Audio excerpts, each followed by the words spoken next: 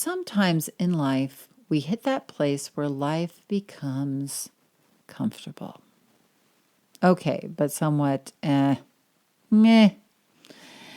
Maybe it's when you're stuck in a job that you don't love, or you find yourself without the purpose of raising your kids once they leave home, or you're retiring but are not sure, or maybe even afraid of pursuing that dream you've always wanted to pursue, that bold next chapter in life.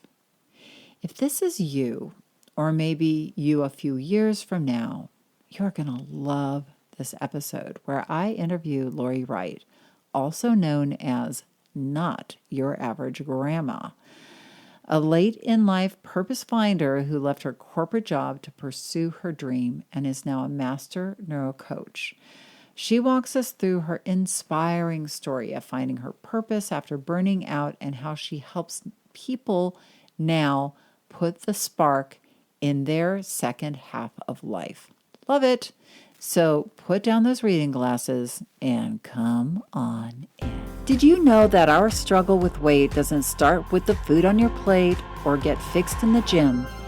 80% of our weight struggle is mental. That's right. The key to unlocking long-term weight release and management begins in your mind. Hi there, I'm Rita Black. I'm a clinical hypnotherapist, weight loss expert, best-selling author, and the creator of the Shift Weight Mastery process. And not only have I helped thousands of people over the past 20 years achieve long-term weight mastery, I am also a former weight struggler, carb addict, and binge eater. And after 2 decades of failed diets and fad weight loss programs, I lost 40 pounds with the help of hypnosis. Not only did I release all that weight, I have kept it off for 25 years. Enter the Thin Thinking podcast where you too will learn how to remove the mental roadblocks that keep you struggling.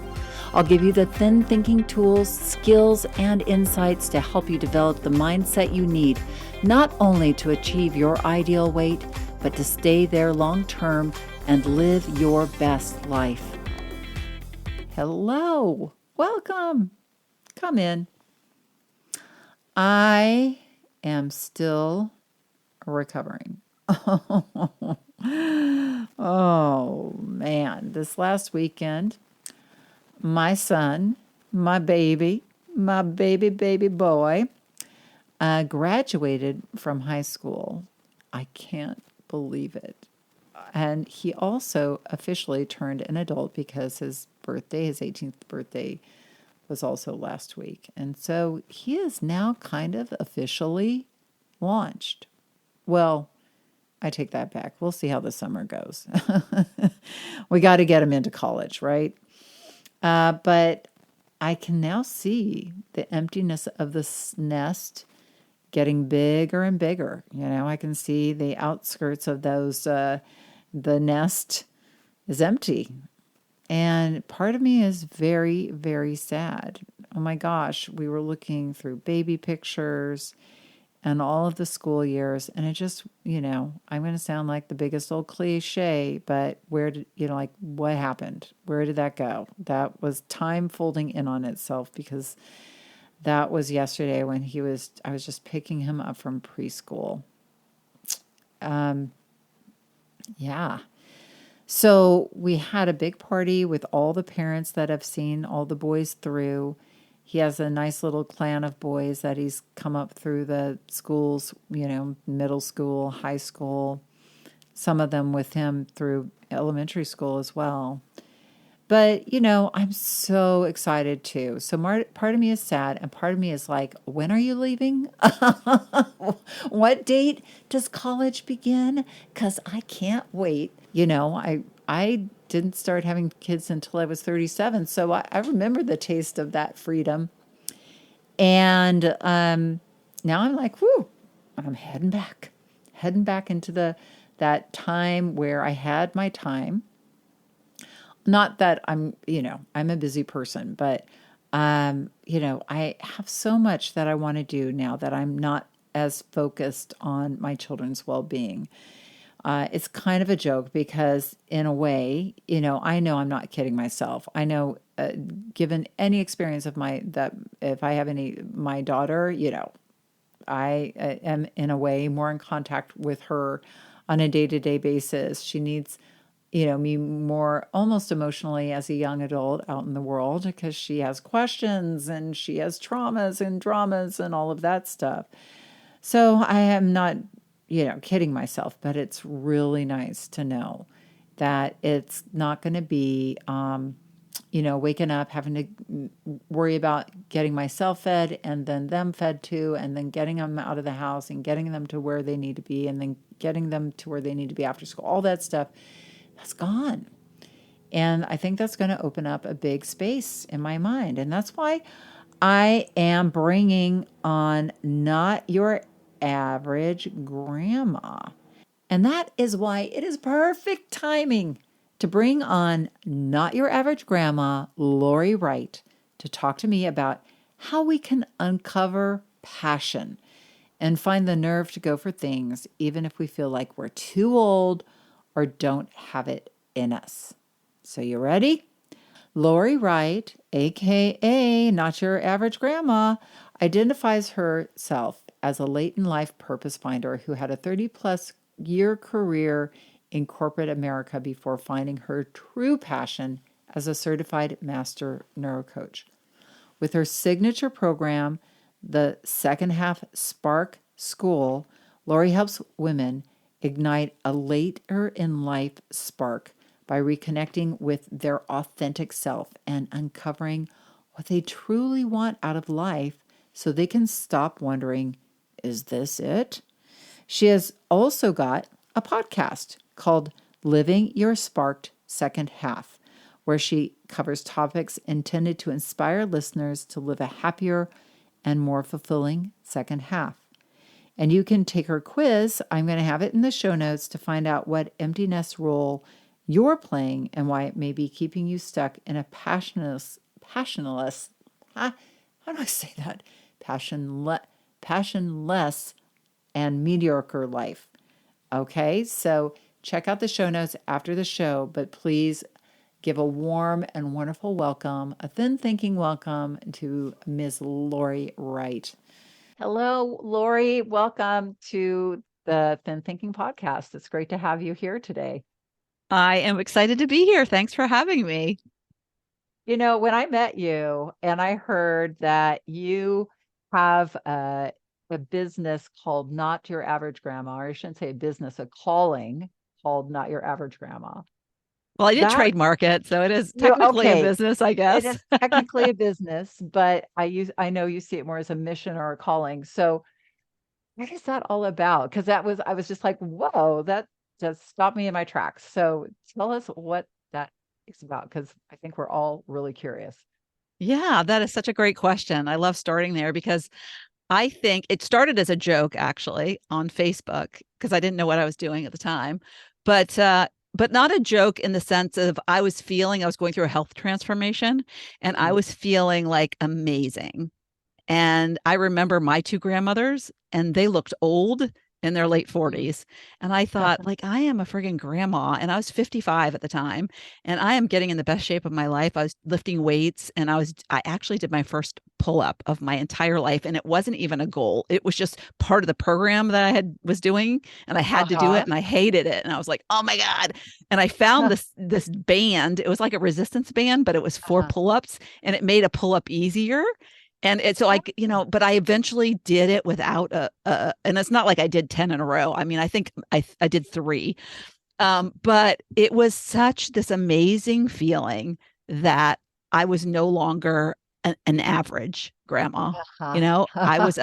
And I was no longer somebody who was just accepting the status quo of aging and feeling old and So crickety. you Yeah. stretched outside of the box that you Yes. felt put in as a grandma, which I do Yeah. think that label is confronting and an opportunity at the same time, because I'm not a grandma yet, but I think of like you, I think of my grandparents who I'm at 58. I probably will be mid 60s to late 60s before I'm grandparents. And my grandparents were much younger, like yours, like their late 40s. And you know, they already looked old by that Hmm. time, right? So Yeah. when we're in a different generation, obviously we're pressing those boundaries. But I love that you started from there.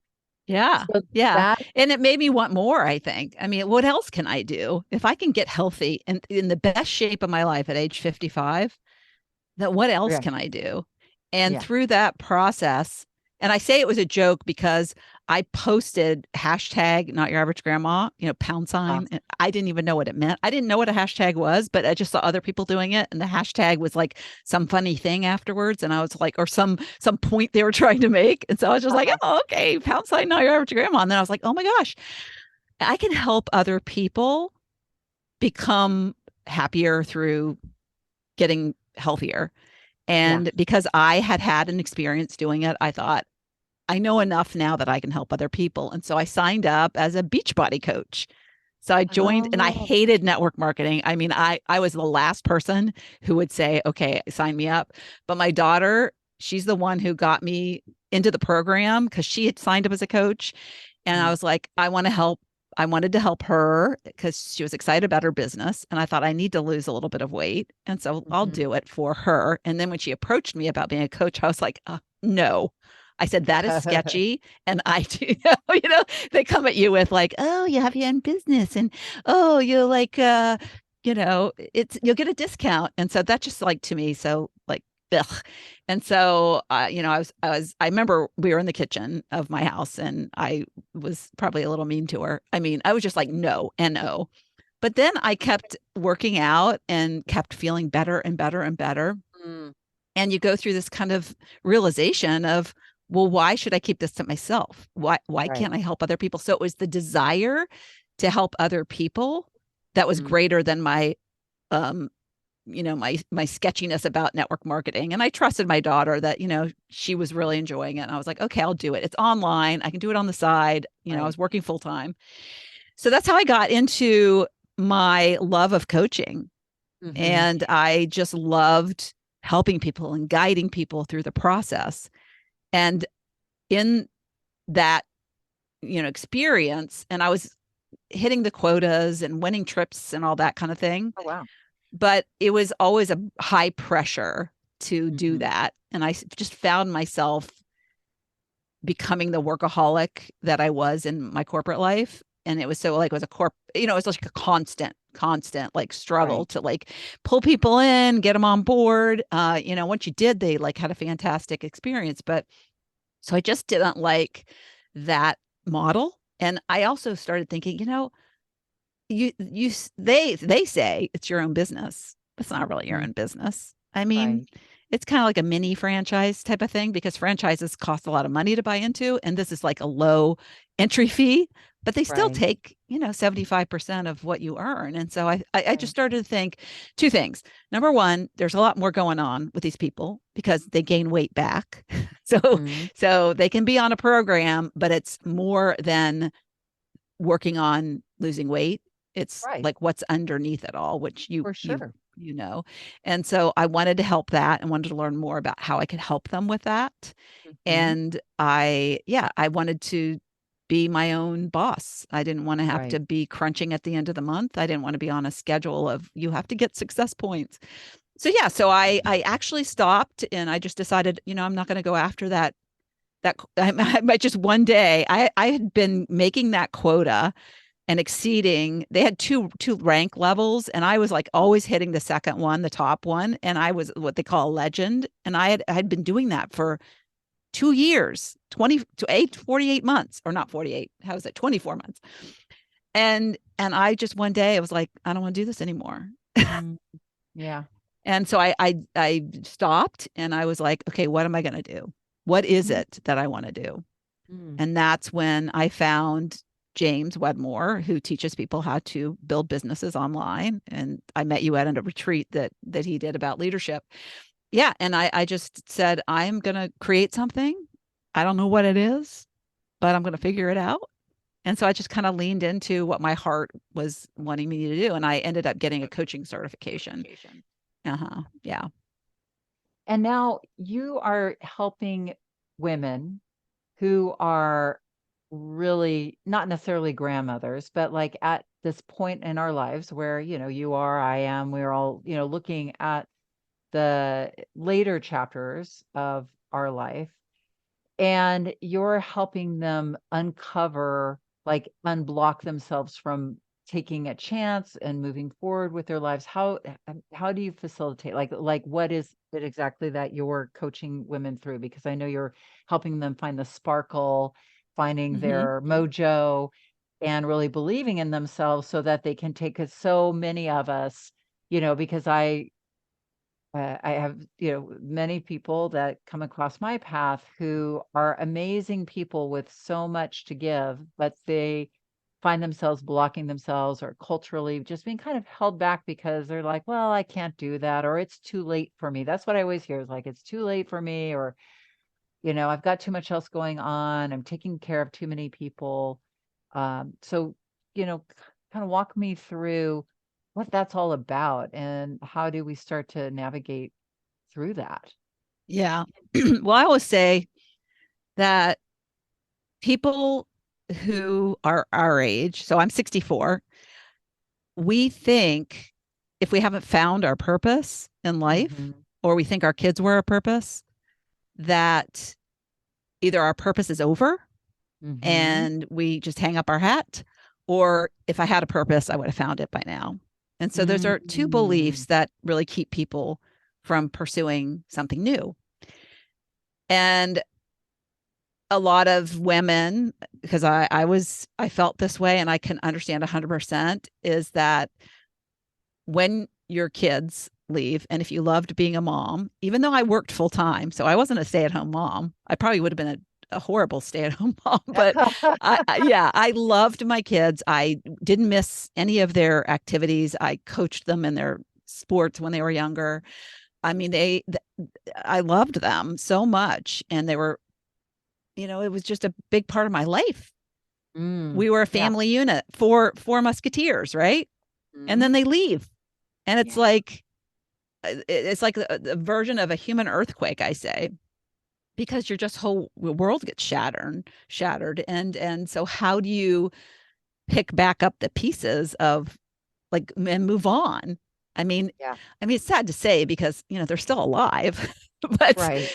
your value, and what you were being, where you Mhm, were in the world, and that meaning that you gave, that you felt, is just gone. And so yeah, how do you get that back? How do you feel right, that way again? And so yes. I didn't know, because I didn't relate that that was a form of my purpose. For so long, it was a form Mm, of my purpose. And so I didn't realize, I was caught up in a corporate career, and I was, part of us, we get stuck because we think I was the breadwinner, so mhm, I have no choice. I have to right. stay. And my last corporate job was a soul sucker. It was just like suck the living soul out of me, where I'd Oh, start dreading going to work, yeah, like Sunday, right, and count the days down to Friday. And that is not a way to live. That is not your right, average grandma. You do not right, but live. That's a very average or below average life. right. Well, I also imagine that when your kids were at home and you were putting them through school, and there was a purpose also for going to work, and a greater purpose, but when they left too, that and went out into the world on their own, that also is like you start to probably question, like, why am I still in this job, or why am I still pursuing something? I mean, I don't know exactly your timeline, but Mm-hmm. you know what I mean? Like, my son is leaving home in a few months, like, and I will be Yeah. an empty nester for the first time. I love what I do, so that's not the, but I can already see that, yeah, like you said, it's gonna be, a complete 360 of, like, my husband and me redefining who we are, what we're up to. Yeah, for Yeah. sure. Yeah.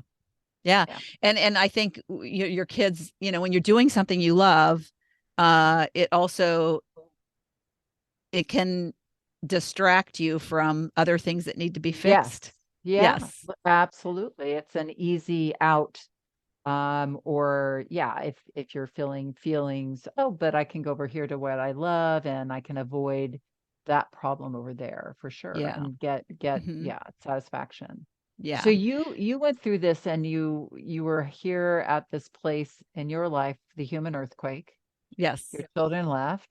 So Yes. then what did you go through to tell us more, like walk us through a little further and into Yeah. what you were Yeah. talking about, like how you're helping people kind of get through that piece. Yes. And so once I stopped doing Beachbody and I realized I want to start my own business, it's an evolution, right? I'm learning about myself.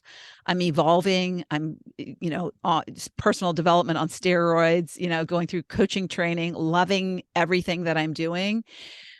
And I just started to realize that I am finding new purpose. I Mm, am mhm. finding new value, new meaning in my getting up in the morning. And Yeah. it's not associated with my day-to-day job. Mhm. And Mhm. it lit me up. So like I was excited about getting up in the morning. I couldn't wait to get home and work on my new business. And I started to realize, and what I was learning through my coaching and the mindset work, I started to build a program around that. And then the further, the deeper I got, the more I realized, just like with my health journey, I Mhm. now know enough to help people with what I had a problem with. And Right. so I want to help people find new purpose. So Mm. now and I help people who don't have kids as well, but because I think, the transition into your last Mature. half of life, if Right. you're Yeah. calling 50 kind of okay, a First lot half. of change happens. And I have a podcast, so I interview a lot of people, and their change and their shift comes like right before they hit 50, which was mine. And so they start to see that, like, is this the way I want to live the rest of my life? Is this what's Mhm. left? What if what if? And do you want to die with a what if as a Yeah. question? And so Yeah. I started to be very passionate about wanting more for other people so that they don't Mhm. they don't get to the end with regrets, because that's where I was headed after my kids Right. left. And so I ended up realizing my marriage was over, Mm. which I think was, it was like something I was avoiding doing because my kids filled me up, and it was like really easy to focus on something that brought a lot of joy to my life. And then they left, and there was like void of joy, void of passion. And so the passion word kept coming up to me, and it was like, I just don't have any passion in my life. And Mm. passion is that spark within, right? And Yeah. so I just went on a personal journey to find happiness again, to not settle Mhm. and for a life I basically say, don't settle for a life you don't want. Right. I love that. Yeah. And I think a And lot of people people don't even realize that they don't want it. They just know something's not feeling right and something's missing. That's well, more of the feeling. I think, and maybe correct me if I'm wrong, that this journey, it's, I'm very into the hero's journey and the idea of we are also like when it comes to exploring what's not right in our lives and moving towards what could be right or the passion, it's scary because we are the reluctant hero. We're like, well, but this is comfortable. Part of this is comfortable because Yeah. it's the same.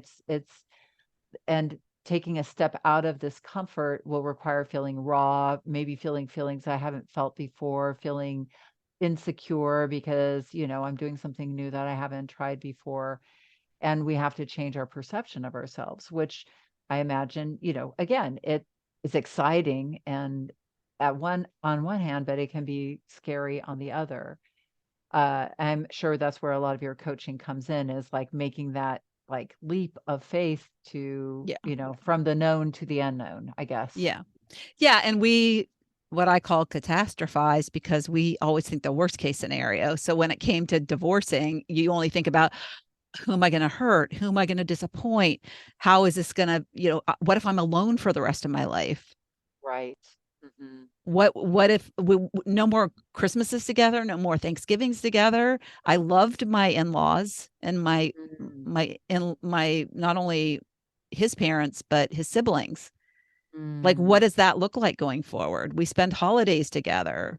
We go to the boat races every summer. It was like, and divorce was something that neither existed in either side of the family. And so there was so much of me talking myself out of it for so long until I decided to deal with it. And he wasn't happy either. And mm, so I felt like, speaking of heroes, I had to be the hero for both of us so we mm. could have happier lives. And whether that was like separating and then getting back together because we were both better for it. But I just had to decide that I want change and I have to explore. And where I will end will be happier than I am now. And that is Right. okay, wherever that is. Yeah. And Oh. that was the decision I made. So yeah, I call myself a scared settler. And Mhm.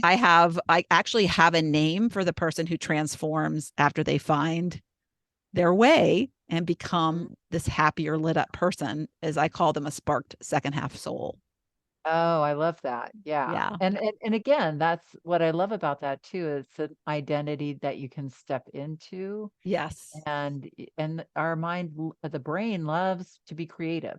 It just doesn't like delete it. So the idea that you're taking away something rather than, oh, here's this other thing you can step into and start to adapt to and integrate and Mm. become. Yeah. So that is very cool. So you've worked with a lot of people, right? And Hmm. what do you see, in your students? Like, where are they in their lives? Like, what are some different scenarios that people might be in when they're in that settling stage? I Yeah. hear maybe one is in a unhappy marriage, Hmm. or a marriage that isn't maybe necessarily unhappy, but just isn't passionate or isn't going anywhere. Uh, I'm assuming you mentioned your corporate job. There are people who are stuck in a Hmm. corporate Yep. career, Yep. and are they thinking they should retire, or are they thinking I just need to get a different thing going on or serve the world in a different way? What are Yeah. some? Yeah. So one interesting uh fact is that a lot of my students are on the verge of retiring, but avoiding it because they have no Mm, idea what they want to do, interesting. or that they know what they want to do, but they're too afraid to do it. It's like they don't think the net will be there. I have one student, and she's so amazing, and she's a novelist, and she's now writing her second book series. Oh, no And way. That's fantastic. yeah, yeah, she somehow my newsletter. She got on my newsletter somehow and reached out and just said very nicely, "I love what you're doing." And I have a friend who's very she needs to hear what you have to say. I wish she was excited about life like you and me. And so I was like, oh, I wanted to know why she was excited about life. And she said, well, I write books and I just started writing books. I think she started writing, she published 3 books in a couple of years right after she turned 50. And and she was still working as an accountant. Hmm. That's like the two opposite things that she does. And Wow. yeah, and she was too afraid to take the leap. And so she finally did. She's a little unusual because she had already found her spark. And when we Right. ended up meeting, I ended up having her on my podcast as a guest, and she ended up working with me in terms of like growing her business. Hmm. But I have a lot of people who are so stuck in just that job that isn't making them happy, but yet avoiding because of fear doing something different, and they just don't know how to figure out what that is. and Right. and and so the pattern is that we can't think anything is possible. We just, Hmm. our brain will not let us think anything's possible. Because it's So got so stuck in the safety of whatever it is, and that's very rigid. yeah, or Yeah. only seeing what they've seen Yeah. or knowing what they know, because which is only what they've done or seen other people do. Right. We don't know what we don't know. Exactly. Exactly. And so they take these, they put a new set of glasses on and start seeing things in technicolor when things are kind of, Mm. just a two color world that they're living in. And Yeah. this is all And with without drugs, right, Lori? oh yeah, I'm all without kidding. drugs, all without drugs. And a lot of them Taking a joke have, there. and no matter how old we have our parents' voices in our heads. Oh And yeah. believe it or not, there is a lot of mommy and daddy shit going on in our head. And so, even if you had great parents, there are things that will come up, as they Yeah. have for me, from way back when, that for whatever reason stuck with us. Yeah. And those things are holding us back, and they are things we can't see on our own. And so when the shield or the veil gets lifted, it's like, oh, you know? Yeah. It's like growing up your expectations. I think about that because I see this a lot because I see a lot of people in the same age range as you, but sometimes younger too. And I see a lot of people living what their parents' expectations were for them, meaning they want to be the parents of these people wanted them to be successful. So they became a doctor or a lawyer, like a high powered job, and then they're so unhappy.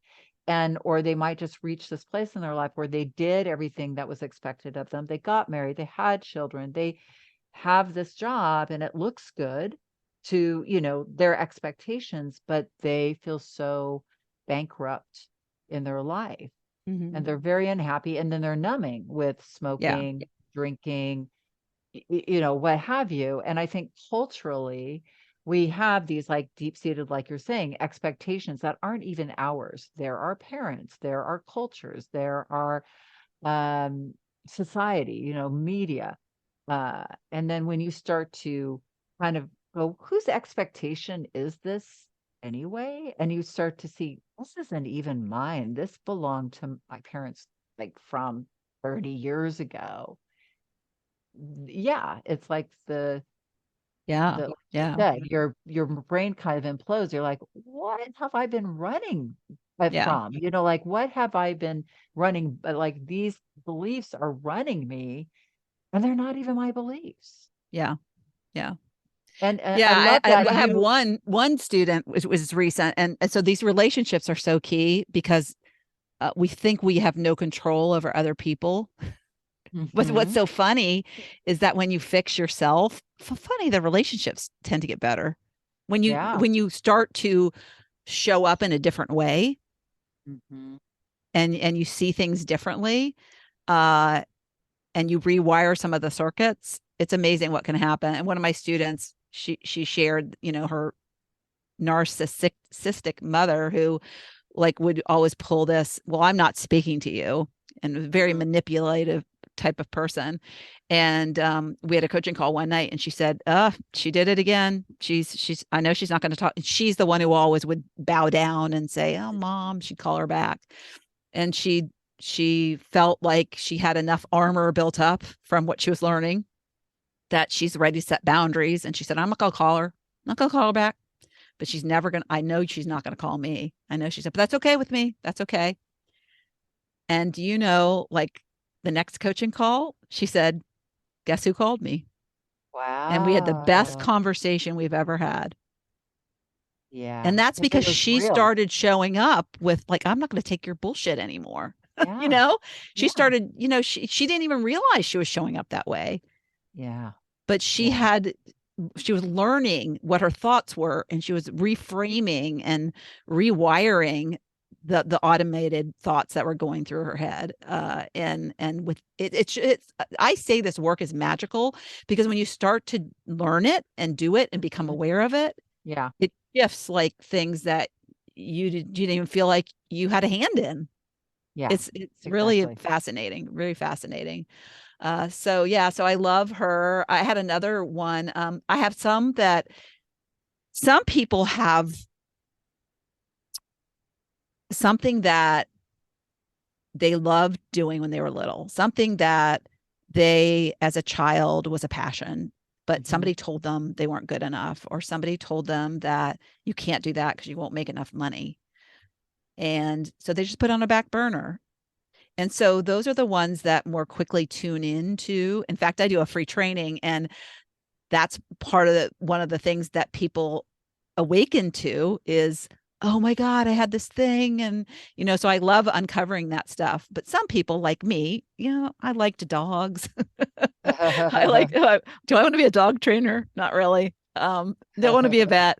But anyways, so I could never really go there to find a past passion, but I started to look at, okay, what are things that lit me up in the jobs I had? What were the things that lit me up in the tasks I did, and the activities that I did? So that's kind of how I discovered it. But some people come in can quickly shift into, oh yeah, I really love this, and let me put together, because I help people plan and put together really what do you want to work on, because you don't want to work on things that don't light you up. You want to work on things that do light you up. So let's find out what lights you up. And so she could not come up with anything. Like, she was like blank. um but if you continue to do the things that will get you into the silence, the things that will get you into out of the busy, because that's what happens when we're busy, we're suppressing. When we're busy, we're disconnected from the Mhm. inner voice.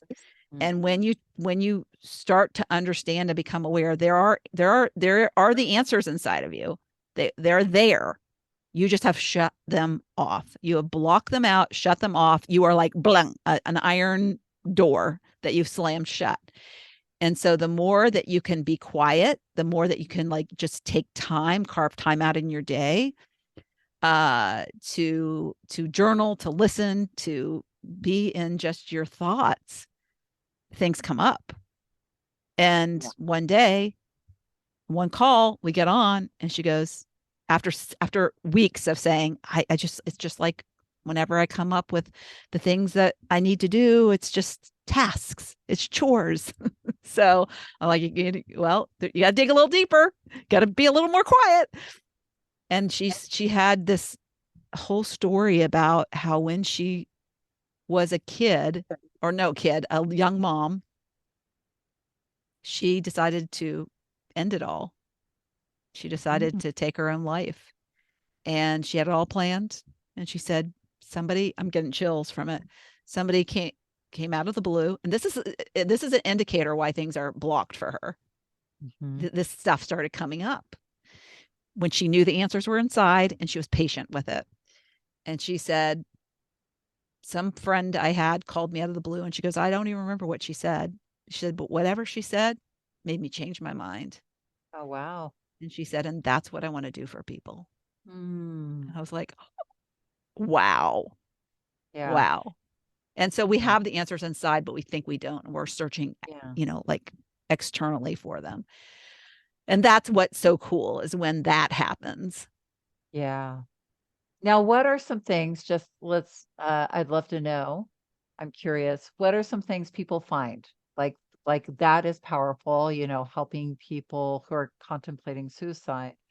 What are some other things like that people have found from their childhood that they decided, oh yeah, that was what I was doing, and I really want to pursue that more deeply now, like just for fun, what are some things that you've seen Yeah. people I do? mean, I think one of the biggest things is that people find themselves in the process. Mm, yeah.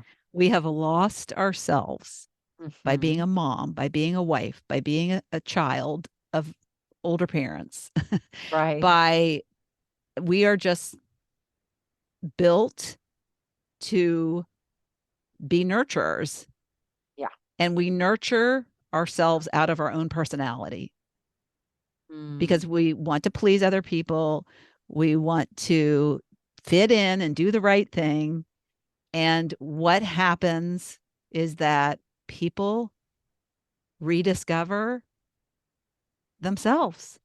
They mhm. learn what authenticity really is because they have lost it. And do you know that 70% of the population is living out of alignment with who they were born to be? Yeah, I believe Yeah. that.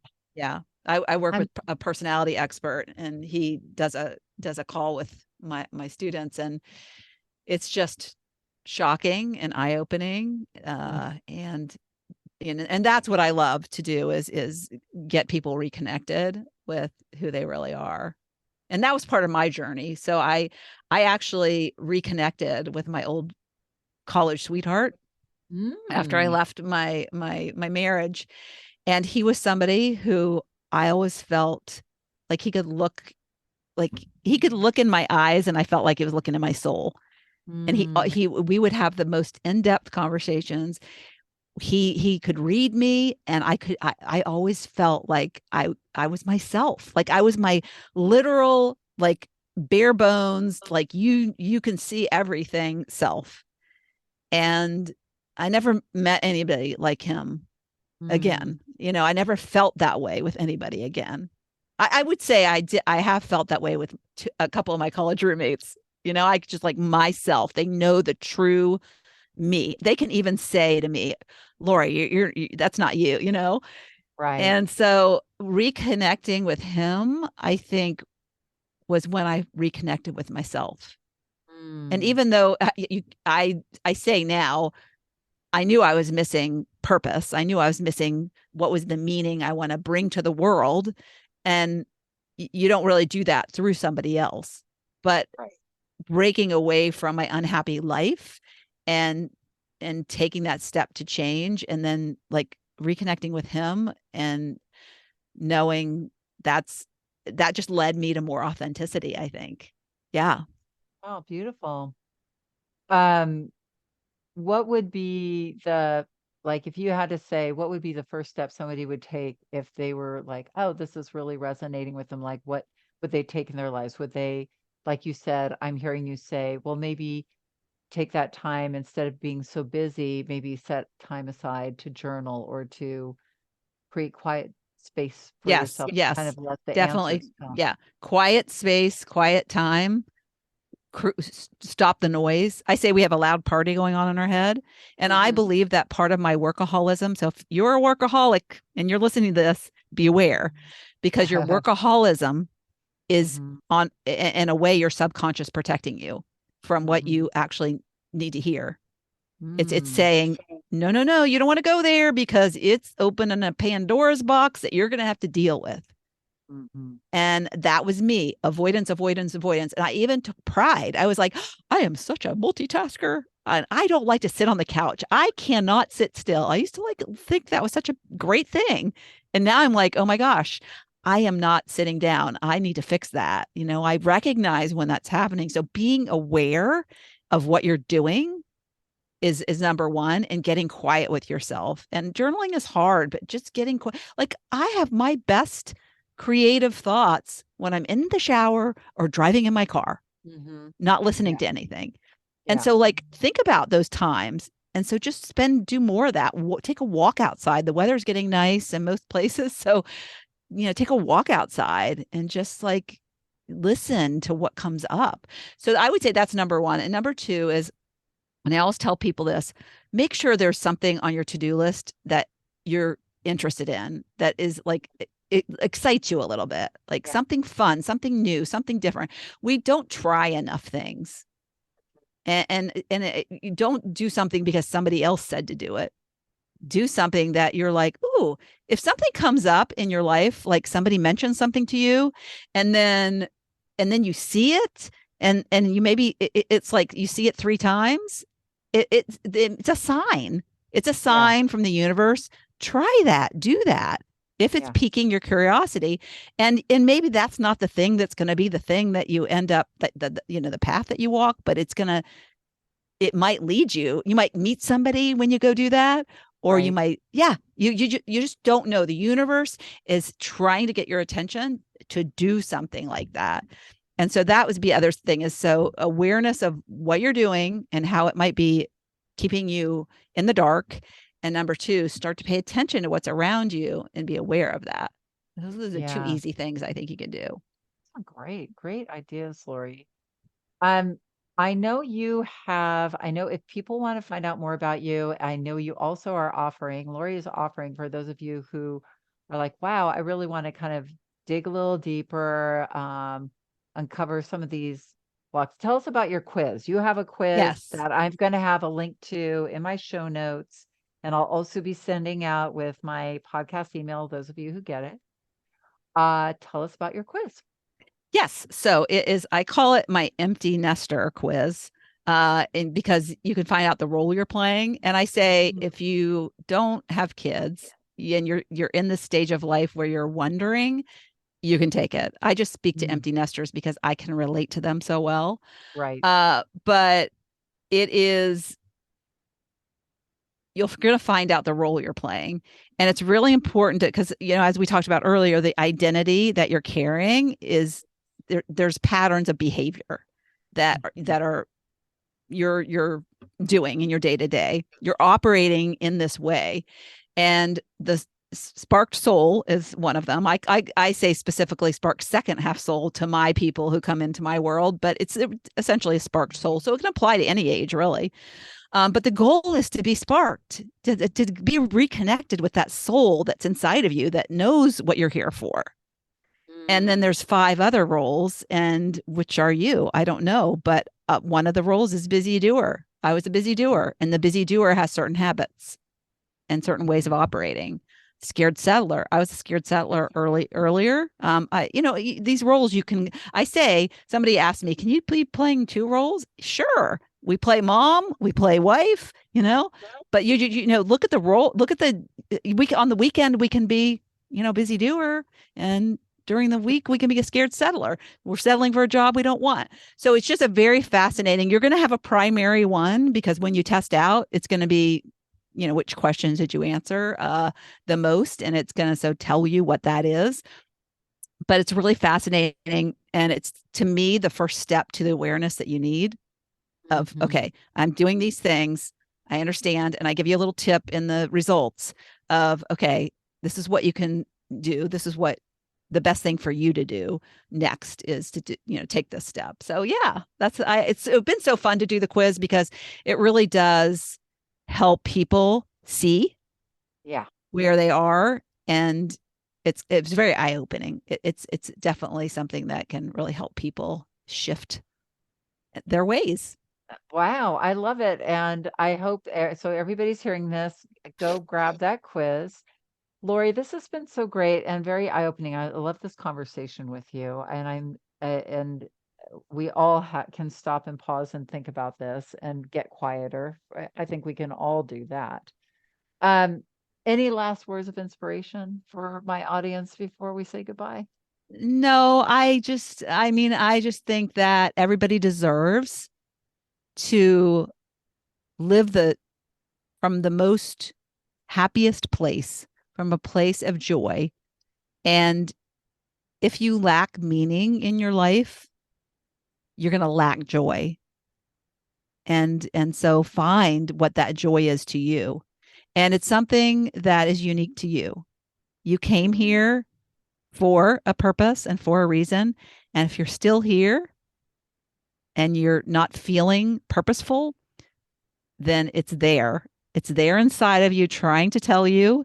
And so, first of all, be patient, but start to take the action to find out what that is and believe that it's possible that you can be anything and do anything in the time you have left. I would rather be spending my time pursuing a purpose than sitting around thinking it's not possible, Right. watching And other what people pursue theirs. I love what you're saying is it's never too late. I mentioned on this podcast earlier, but this is what it speaks to what you're saying is there's on YouTube, maybe you've seen this woman, but she, at the age of 64, her husband told her she was overweight. She was a Japanese woman. She's on YouTube.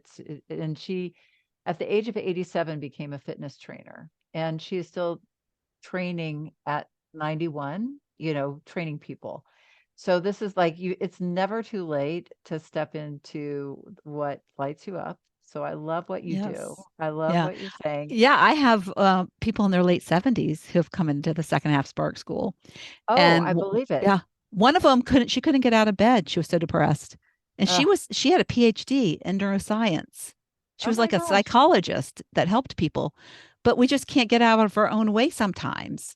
Yes. And And they do. and yeah, and that was during COVID too. So there was a lot of stuff going on where Yeah. people were sheltered and it was very hard. But she had got all these great ideas about helping and got reconnected to who she was and what she Oh, was good at. that Yeah. is so powerful. And they do say the key to longevity is having a purpose to wake up to in the morning, you know. Yep. You're going to So live if longer. That's for yeah, sure. so Yep. it's like a longevity drug, finding your It is. passion. It So is. yeah. So I hope this has sparked something within all of you today. Thank you, Lori, for so much for coming on Hmm. and opening Yeah. up this part of our brain. I love it. And we'll hope to have you back soon to talk about this more. But thank you for Yes. coming to Thin Thinking today. All right. Thanks for Appreciate it. having me. It's been great. Thank you, Lori. Now, if you are feeling a little lack of purpose, or you know you have more in you that needs to get discovered and nurtured into existence, check out Lori's quiz. It's in the show notes and just get started. And don't forget, review us. Send us that picture of your review on that podcast platform of your choice when a free hypnosis weight loss download and a chance to win the Shift Out of Emotional Eating program that is coming your way in July. Get a free copy of that program. Super exciting. So thanks again. Check that out. That's in the show notes as well. The link to my email address to email me your review. Please go get that. Rita at shiftweightmastery.com or check it out in show notes along with Lori's quiz. And have an amazing week. And remember that the key, and probably the only key to uncovering the weight struggle, is inside you. So keep listening and find it. See you next week. Do you want to dive deeper into the mindset of long-term weight release? Head on over to www.shiftweightmastery.com. That's www.shiftweightmastery.com, where you'll find numerous tools and resources to help you unlock your mind for permanent weight release, tips, strategies, and more. And be sure to check the show notes to learn more about my book, From Fat to Thin Thinking, Unlock Your Mind for Permanent Weight Loss.